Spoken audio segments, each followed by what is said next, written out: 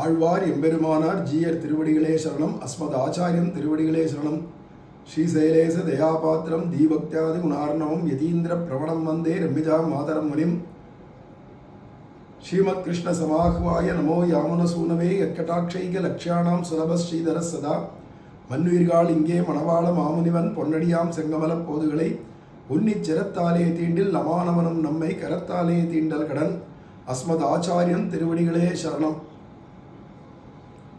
இந்த திருநாம மகிமை விஷயமான பாசுரங்கள், அதில் சுவாமி பெரியாழ்வாருடைய திருமொழியில் 4ஆம் பத்தில் 10ஆம் பதிகம். அந்த 10ஆம் பதிகம் அப்படிங்கிறது நல்ல நிலைமையில் இருக்கச்சவே பகவானுடைய திருநாமங்களை சொல்லணும் அல்லது சரணாகதி பண்ணிவிடணும். ஏன்னா எல்லாருக்கும் கடைசியில் கோமா ஸ்டேஜ்னு ஒன்று வருது, நினைவு தப்பி போன சந்தர்ப்பம். அது மாதிரி சந்தர்ப்பத்திலையோ அல்லது நமக்கு ஒரு கால் பைத்தியம் பிடிச்சி போச்சு, பித்து பிடிச்சி போச்சு அப்படின்னாக்கா நனவு இருந்தால் தானே நம்ம எந்த காரியத்தையுமே செய்ய போகிறோம் உருப்படியாக. நினைவு தப்பி போகாதபடிக்கு நமக்கு நல்ல நிலைமையில் இருக்கச்சேவே, இந்திரியங்கள்லாம் புலன்கள்லாம் நல்லபடியாக இருக்கச்சேவே நம்ம எம்பெருமானை குறித்து சரணாகதி பண்ணுறதோ எம்பெருமானுடைய திருநாமங்களை சொல்கிறதோ சொல்லிவிடணும். அது கடைசி டயத்தில் உயிர் போகிற சமயத்தில் எப்படி இருக்கும் ஸ்திதின்னு தெரியாது. இப்போ நல்ல நிலைமையில் இருக்கச்சே அப்படின்றார். அப்போ எப்படி இருக்கலாம்னா கட்டை மாதிரியும் கல் மாதிரி இருக்கலாம். காஷ்ட பாஷான சந்நிபம்.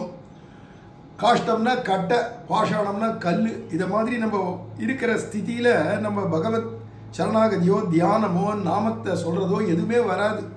அப்படிங்கிறதுனால வருமோ வராதோ அப்படிங்கிறத காட்டிலும் அங்கேதும் நான் உன்னை நினைக்க மாட்டேன் அப்படின்னு பெரியாழ்வார் சொல்லிட்டார். எதுக்கு சந்தேகத்தோடு சொல்லணும்? முடியும் முடியாதுன்றது முடியாது. ஏன்னா உலகத்தில் எல்லாரையும் பார்க்குறவன் ஐயோ அம்மானு கத்த போகிறா, இல்லாட்டா எப்படியோ உயிரை விட்டுற போகிறா.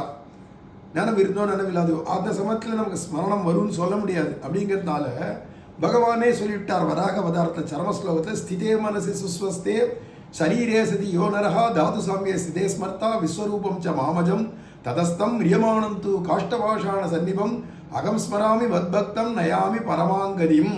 அப்படிங்கிறதுனால மனசு, இந்த தாதுக்கள், இந்திரியங்கள் எல்லாமே நமக்கு வசவர்த்தினியாக நமக்கு வசத்தில் இருக்குது. நம்ம நடத்தின்னு போகிற மாதிரி நடக்கிறது. கை அப்படி தூக்குனா தூக்குறது, இறக்குனா இறக்குறது, வாய் பேசுனா பேசுறது, கண்ணு பாருனா பார்க்கறது, காது கேட்கணும்னா கேட்கறது, இதெல்லாம் நம்ம வசத்தில் இருக்கச்சேவே எவன் ஒருவன் என்ன சரணம் அடைஞ்சி என் நாமங்களெல்லாம் சொல்லிட்டானோ அவனுக்கு உயிர் போகிற சமயத்தில் அவனை நினைவில் வச்சுன்னு நான் அவனை வைகுண்டத்தை கழிச்சுன்னு போவேன் அப்படின்னு பூமி விராட்டிட்ட வராக பெருமாள் சொன்னது தான் இந்த சரம ஸ்லோகம். அதை மனசில் வச்சுட்டு தான் அப்போதைக்கு இப்போதே சொல்லி வைத்தேன் அரங்கத்தரவனை பள்ளியானே அப்படின்னு இந்த 10 பாசுரத்தில் முக்கியமாக சொல்லிட்டு வரார். துப்புடையாரை அடைவதெல்லாம் அப்படிங்கிற பதிகம் இது. அதில் 3ஆவது பாசுரத்தில் நாமம் எப்படி சொல்கிறாருன்னா, எல்லையில் வாசல் குறுகச் சென்றால் எற்றி நமந்தமர் பற்றும் போது நில்லுமினென்னும் உபாயமில்லை நேமியும் சங்கமும் ஏந்தினானே சொல்லலாம் போதே உன் நாமமெல்லாம் சொல்லினேன் என்னை குறிகொண்டு என்றும் அல்லல் படாவண்ணம் காக்க வேண்டும் அரங்கத்தரவணை பள்ளியானே. சொல்லலாம் போதே உன் நாமமெல்லாம் சொல்லினேன் ரச்சவே, என்னை குறிகொண்டு என்றும் அப்படின்ற அந்த இடத்துல என்றும்ன்ற சொல்ல அதோட சேர்த்துட்டோமானா என்றும் நாமம் சொல்லினேன் உன் நாமம் எல்லாம் சொல்லினேன் அப்படிங்கிறதுனால இப்போ நனவில் இருக்கிற காலங்கள் பூரா நனவு இருக்கு இல்லையா, உடம்பெல்லாம் இயங்குறது இல்லையா, புலன்கள்லாம். அப்போ என்றும் இருக்கிற காலமெல்லாம் உன் நாமத்தை சொன்னேன் அப்படின்னு இங்கே தூராதன்மையன்ற இலக்கணப்படி அங்கே இருக்கிற வார்த்தையை இங்கே இருக்கிற வார்த்தையோட சேர்த்து பொருள் கொள்ளணும். அப்படிச்சு சொல்லலாம் போதேன்னா நல்ல சொல்லக்கூடிய நிலைமையில நான் இருக்கச்சேவே உன் நாமமெல்லாம் என்றும் சொல்லினேன். எப்போது ராத்திரியும் பகலும் சொல்லிட்டே இருந்தேன் கண்டமா.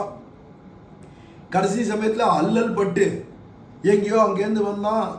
யார் வந்தான்னா அதோ யம கிங்கரன் வந்துட்டான், யம பட்டர்கள் வந்துட்டான் அப்படின்னு அவள்கிட்ட என்னை காமிச்சு கொடுத்துடாத, அல்லல் படுவேன் நான். அந்த மாதிரி அல்லல் படாவண்ணம் காக்க வேண்டும்.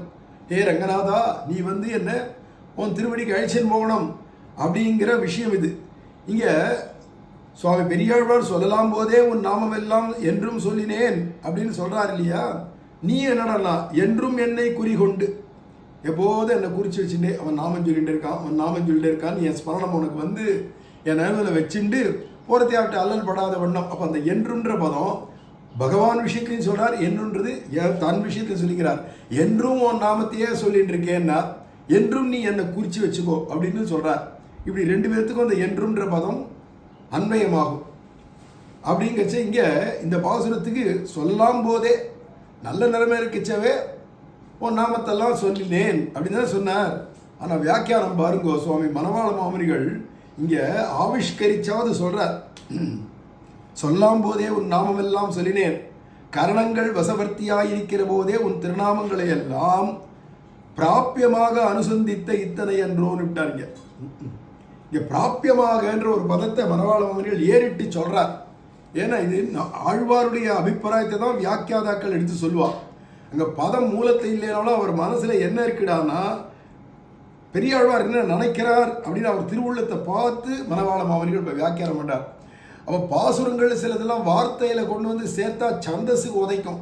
அப்படிங்கிறதால சில வார்த்தைகள் அவள் சொல்லாத விட்டுருந்தா கூட மனசுக்குள்ள அவள் என்ன நினைக்கிறான்னா, நான் அடைய வேண்டியது பகவான் இல்லை, நான் அடைய வேண்டிய லட்சியம் வைகுண்டம் ஆகிய பரமபதம் கூட கிடையாது, அல்லது நான் இங்கே பரமபதத்தையோ பெருமாளையோ கூட விரும்பாதவன் இங்கே பூமியில் ஒரு அல்ப பலனையாக விரும்ப போகிறான்.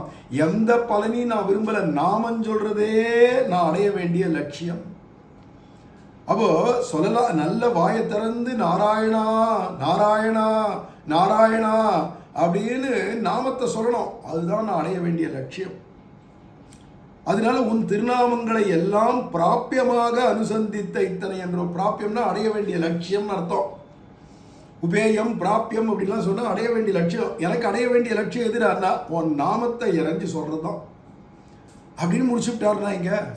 அப்போ வேற ஒரு லட்சியம் எனக்கு கிடையாது, பெருமாளை அடையணும்னோ பெருமாள் சந்தோஷப்படணும்னு கூட கிடையாது. என் நாமத்தை உன் நாமத்தை என் வாய் வழியாக சொல்லிகிட்டே இருக்கணும், அதுதான் எனக்கு லட்சியம் அப்படின்னு சொல்லி முடித்தார். இதுக்கு அடுத்தது இதே பதிகத்திலே 6வது பாசுரம், எண்ணலாம் போதே உன் நாமமெல்லாம் எண்ணினேன் அப்படின்னு போகிறார். அதுக்கு வியாக்கியானத்தை மேலே அனுபவிக்கலாம். ஆழ்வார் எம்பெருமானார் ஜீயர் திருவடிகளே சரணம். அஸ்மத் ஆச்சாரியம் திருவடிகளே சரணம். ஸ்ரீமதே ராமானுஜாய நமஹ.